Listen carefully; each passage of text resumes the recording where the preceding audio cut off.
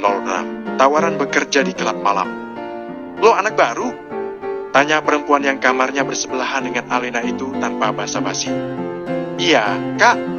Jawab Alena dengan nada sopan. Nama? Alena. Umur? 21 tahun. Kak, kata Alena. Perempuan itu pun mengangguk-angguk paham.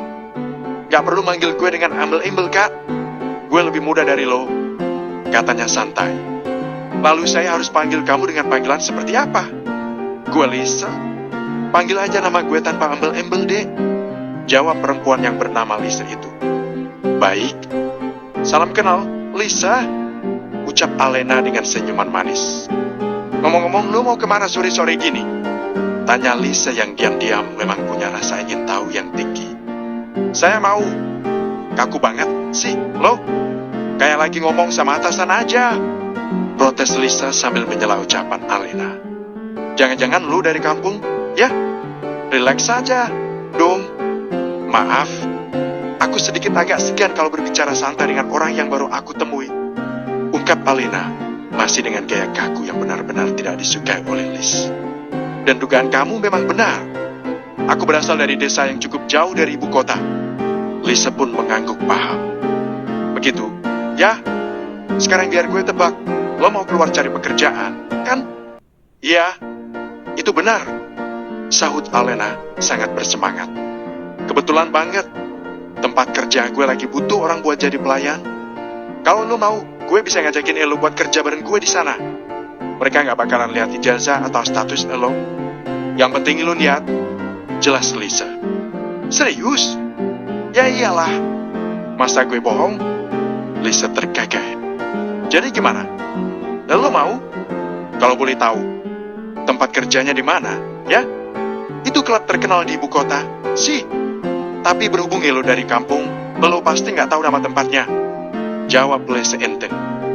Dek, tunggu. Apa barusan kamu bilang klub? Air muka Alena terlihat sangat shock. Iya, klub Rose. Itu klub malam. Ujar Lisa dengan sikap yang sangat santai, walaupun apa yang ia katakan sangat luar biasa mengejutkan bagi Alena. Sepertinya itu bukan tempat yang cocok untukku, kata Alena dengan bibir bergetar.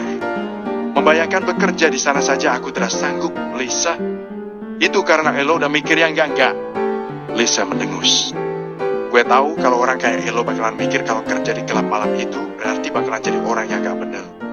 Makanya Elo ragu buat melangkah ke jalan yang gue tempuh ini. Tapi selama Elo bisa menjaga diri, gue yakin Elo gak bakalan kenapa-kenapa. Kan ada gue juga yang bakal jagain Elo, jadi Elo gak perlu khawatir. Apa yang diucapkan oleh Lisa memang benar adanya. Alena memang berpikir bahwa klub malam adalah sebuah tempat negatif yang perlu dihindari. Meskipun ia sadar bahwa menjadi pelayan di klub malam sekalipun bukan berarti adalah hal yang buruk, tetapi rasanya ia tidak bisa melakukannya begitu saja. Ia ingat betul apa yang dikatakan oleh Lia tentang ibu kota. Tingkat kriminalitasnya lebih tinggi daripada desa mereka.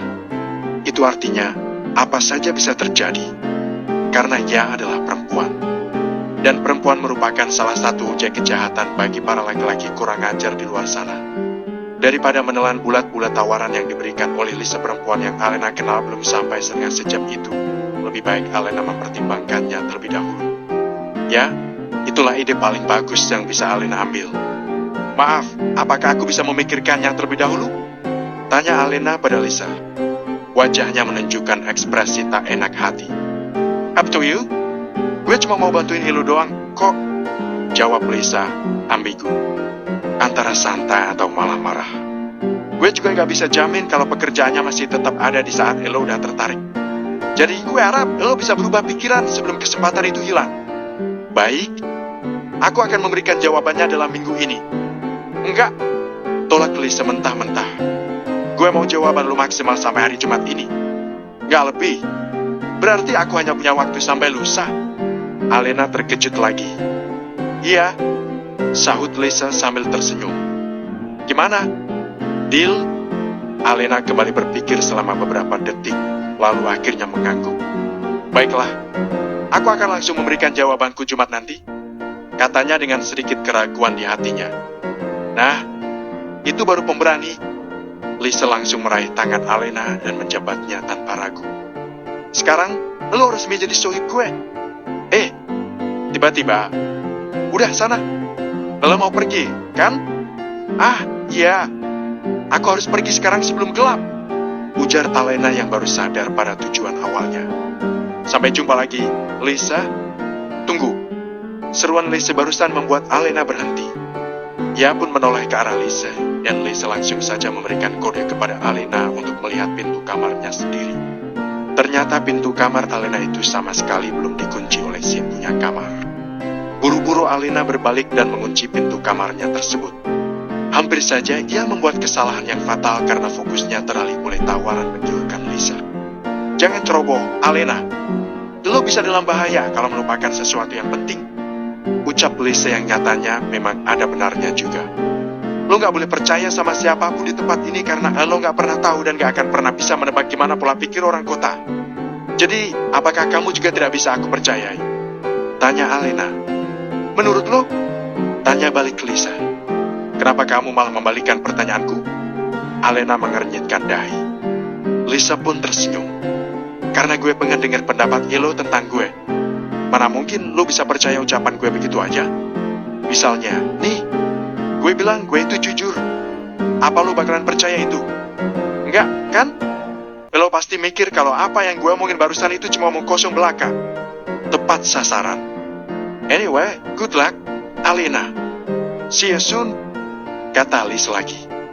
Lu bisa kemalaman kalau terus-terusan melayani pembicaraan gue. Benar juga. Kalau begitu, aku pergi dulu. Bye. Lisa melambaikan tangannya sambil memandangi Alena yang mulai menuruni tangga menuju ke lantai bawah karena lokasi kamar mereka memang berada di lantai 2. Perempuan yang agak aneh, gumam Alena sambil berlalu pergi untuk menuntaskan rencananya yang sempat tertunda karena berbincang sedikit dengan Lisa. Tapi mungkin saja dia bisa menjadi kandidat teman yang baik untukku. Usaha Alena untuk mendapatkan pekerjaan di ibu kota bisa dibilang tidak berjalan dengan mulus. Sudah banyak tempat di sekitar indekosnya yang ia sudah masuki, tetapi ujung-ujungnya tempat-tempat itu sama sekali tidak mau menerima karyawan baru. Meskipun begitu, Alena sama sekali tidak mau menyerah. Pada hari berikutnya, ia tetap berjalan keluar mengelilingi daerah indekosnya untuk mencari tempat yang membuka lowongan pekerjaan. Namun sialnya, Alena belum menemukan tempat kerja yang mau menerima dirinya.